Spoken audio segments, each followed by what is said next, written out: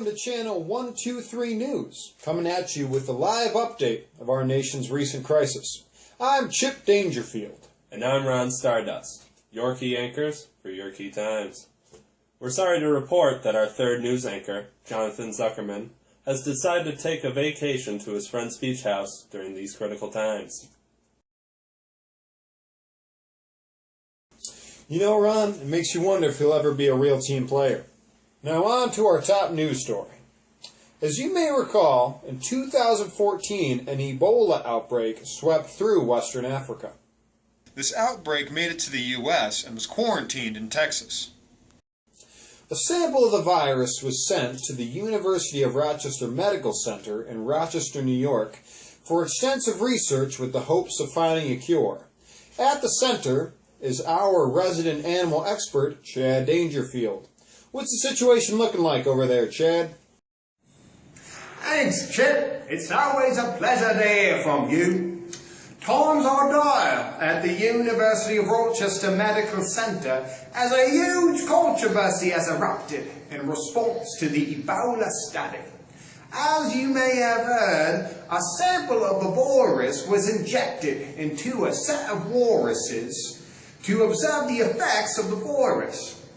These walruses were flown in from the Arctic and caged up for observation in the center. The combination of the walrus's tuscular infection and its flipper surface area made it an ideal subject to study the workings of the virus. Last week, however, animal rights activists Alex Gray and Glenn Bell got hold of this information and quickly proceeded to take action. Infuriated over the abuse of these walruses, the two broke into the lab in an attempt to steal the walruses and take them to freedom. Glenn and Alex had miscalculated the sheer manpower required to move a walrus, let alone two, each of which may weigh as much as 4,400 pounds. Without an exit plan, they ended up stuck inside the animal holding chamber. Now, if you know much about the nature of the walrus, much unlike Glenn and Alex, you would know that they are very territorial creatures. The walruses did not take kindly to the rash attempt to relocate and rather interpret it as a challenge to their authority, and proceeded to shank the animal rights activists with their tusks. Here with me is our disease expert, Rod Stardust, to continue where I left off. Thanks, Chad, and it only gets worse from here.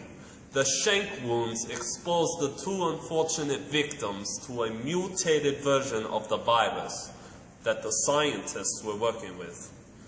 When doctor and hospital opened up the chamber, they found the two standing with bloodshot glossy eyes, splotches of decaying flesh, and hair loss. Tragically, the reanimated activists attacked the bit doctors, spreading the disease, and in a chain of events, infected the entire hospital. As an educated man of the scientific community, my expertise leads me to believe only one possible conclusion. We are dealing with an outbreak of a virus that turns people into zombies. It makes you wonder who's next. Probably the unreliable portion of our news team. Back to you at the studio, Ron. Thanks, Rod. Continuing with recent updates.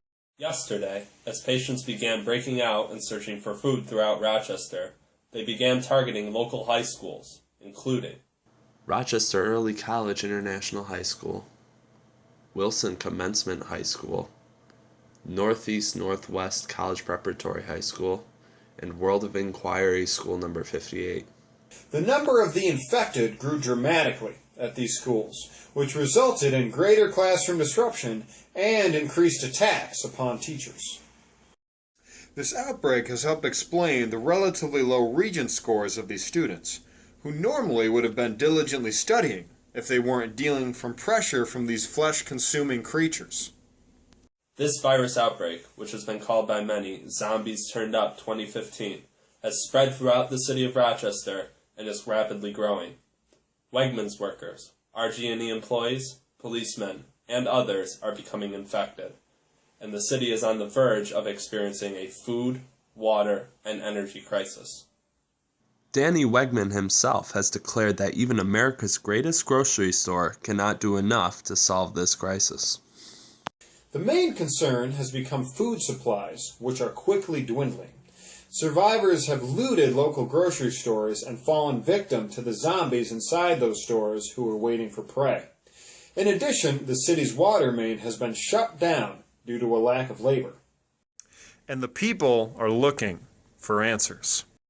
In an attempt to solve these problems, U.S. President Carmelito Brown Wallace has declared a national state of emergency and quickly passed an executive order, coined the Upward Bound Initiative. We're taking you live now to the press conference.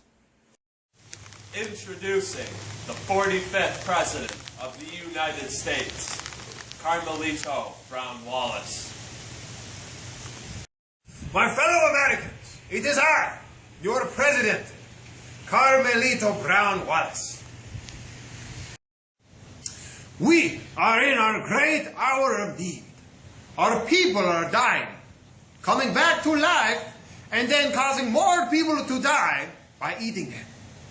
This is a sizable problem, but it is in these times that we must consider what we need to do to get ourselves in that mode to move forward. As you may have heard, I recently instated the Upward Bound Initiative. This initiative has given governmental agencies the task of seeking the best and the brightest minds in communities to become leaders and solve local problems like food shortages, water shortages, and home defense. The summer is the best time in which to pursue solutions for these problems, and you are the best people for the job. I am counting on you to respond to this crisis, to solve these problems and save this great nation. Good luck and Godspeed. Presidente Brown Wallace followed up his speech by sending out government officials to administer the mission of solving the zombie crisis. Which makes us wonder, who will it be? What will they do? And most importantly, how will they solve the problems of this great nation? Well said, Chip.